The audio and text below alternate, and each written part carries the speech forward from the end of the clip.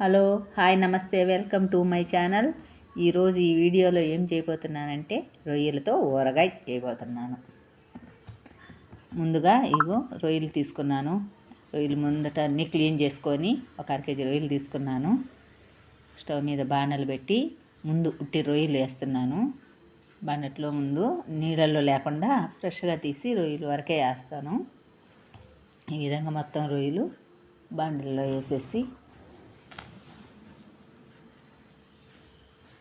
వేసినమైన మనం నీళ్ళు లేకుండా వాటర్ ఉంటాయి కదా రొయ్యలు, అవి పోయేదాకా కలిపెట్టాలి. కొంచెం ఉప్పు వేసాను.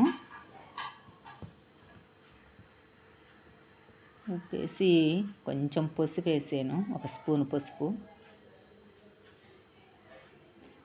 వేసి గంటితో మొత్తం అన్నీ కలిసేలా ఉప్పు పసుపు అన్నీ కలిసేలా కలిపెడతా ఉంటే రొయ్యల్లోంచి వాటర్ వస్తుంటాయి కదా, ఆ వాటర్ అన్నీ ఇనికిపోయేదాకా మనం రొయ్యల్ని ఆ నీళ్ళల్లోనే ఫ్రైలాగా చేసుకోవాలి.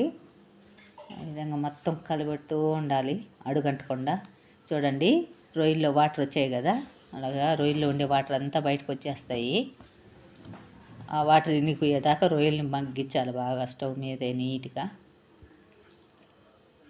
ఇలా చేసుకునే ఊరగాయ మనకి 6 months దాకా నిల్వ ఉంటుంది. మనం ఫ్రిడ్జ్లో కూడా పెట్టాల్సిన అవసరం కూడా ఉండదు అసలుకి.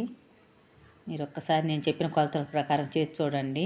నా మాట అబద్ధం అయితే ఎంత టేస్ట్ ఉంటుందో తెలుస్తుంది మీకేను. ఇంకా చూడండి వాటర్ ఇనికిపోతూ ఉన్నాయి కదా, ఈ విధంగా పూర్తిగా ఇనికిపోయేదాకా మనం స్టవ్ మీద బాగా చెమ్మ లేకుండా వాడవాలి. ఈ విధంగా చూడండి కొంచెం కూడా చెమ్మలేవు, ఇందుకు బాండలకు కూడా అంటుకుంటున్నాయి కింద. ఈ విధంగా తర్వాత స్టవ్ కట్టేసి తీసేసి వేరే స్టవ్ చిన్న బాండలు పెట్టాను. దాంట్లో కొంచెం ఆయిల్ పోసుకున్నాము. దీనికి ఊరగాయ కాబట్టి ఆయిల్ కొద్దిగా ఎక్కువగానే పట్టద్ది. ఈ రొయ్యలన్నీ ఈ ఆయిల్లో ఫ్రై చేయాలన్నమాట మనము. అందుకని ఆయిల్ బాగా హీట్ అయ్యేదాకా కొంచెం చూసుకోవాలి.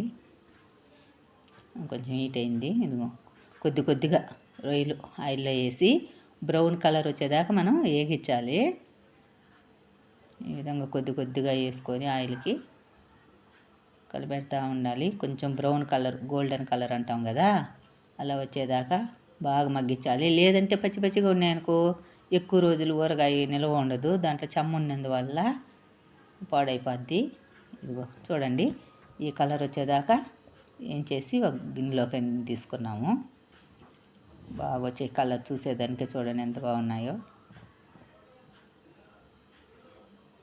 ఈ విధంగా మనం ఉడికించి పెట్టిన రొయ్యలు మొత్తము ఈ విధంగానే కొద్దిగా వేసుకొని అన్నీ ఏం చేసుకోవాలి. మనము ఈ ఆయిల్లోనే చేసుకుంటా ఉంటే సరిపోద్ది, ఇంకా ఆయిల్ పోయాల్సిన అవసరం కూడా లేదు.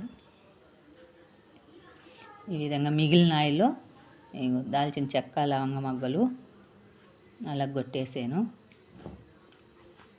అల్లం పేస్ట్ కూడా వేసాము ఆయిల్లోనే వేసి.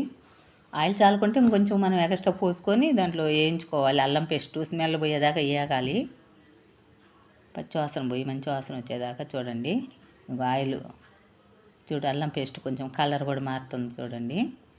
ఆ విధంగా బాగా మగ్గినాక దాంట్లో కారం, పసుపు, ఉప్పు, గరం మసాలా పొడి అన్నీ వేసి కలపాలి ఆయిల్లో. నేను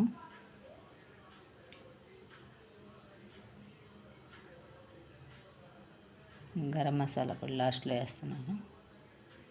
వేసి తర్వాత ఆయిల్లోనే ఎన్ని వేసిన దాంట్లో అయితే రొయ్యలు కూడా వేసేసి అంతా ఒకసారి మిక్స్ చేయాలి. చూడండి ఈ విధంగాను కొంచెం గ్యాస్ మీదే ఉంచి సన్న మంట మీద ఆ విధంగా అన్నీ మిక్స్ చేస్తా కలుపుతూ ఒక 5 minutes మగ్గనియాలి దాని మీదేను. ఆ విధంగా కలిపితే అంతా రొయ్యలకు బాగా పట్టద్ది. చూడండి ఎంత బాగా వచ్చిందో. ఈ విధంగా 5 నిమిషాలు బాగా కలిపెట్టాము. తర్వాత దానికి 5 నిమ్మకాయలు తీసుకొని రసం పిండుకొని ఇవి చల్లారినాక మనం పక్కన పెట్టేసుకోవాలి బాండలి. అవి చల్లారినాక నిమ్మకాయ పులుసు కలుపుకోవాలి, వేడి మీద కలపకూడదు.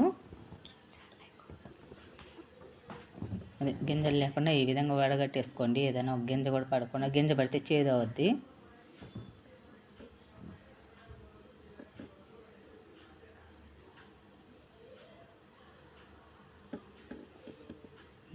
దానికి తగినంత పులుసు పోసుకొని ఇలా కలిపేద్దాం నీట్గా అంతా గంటతో.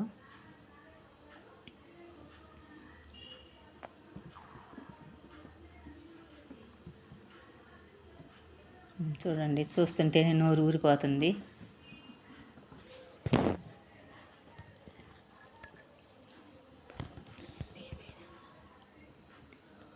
చూడండి ఎంత బాగుందో.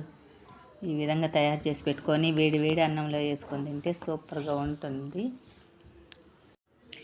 ఈ వీడియో నచ్చినట్టయితే సబ్స్క్రైబ్ చేసుకోండి ప్లీజ్. వీడియో కానీ మీకు నచ్చినట్టయితే like, share, subscribe to my channel. మరిన్ని వీడియోస్ కోసం పక్కనే ఉన్న బెల్ ఐకాన్ని క్లిక్ చేయండి.